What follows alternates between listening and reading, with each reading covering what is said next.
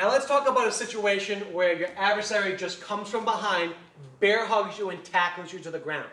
Again, this is a very dangerous situation. So the one thing I want to make sure I do is tuck my head and go with the motion. I'm not going to magically stop his momentum.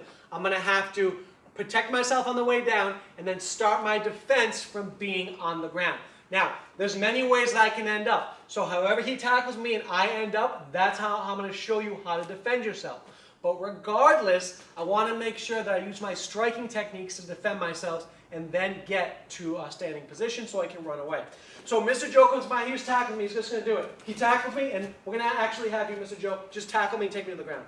Right? So he comes in, he tackles me, I tuck my head, here's my roll. So now you can see how I just reacted to what's going on. Now, this was very favorable for me because I landed on top. This is what you want to do.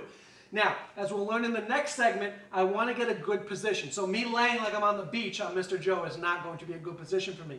So what I want to do is turn over onto my stomach. So I'm using what we call a side mount or cross body pin.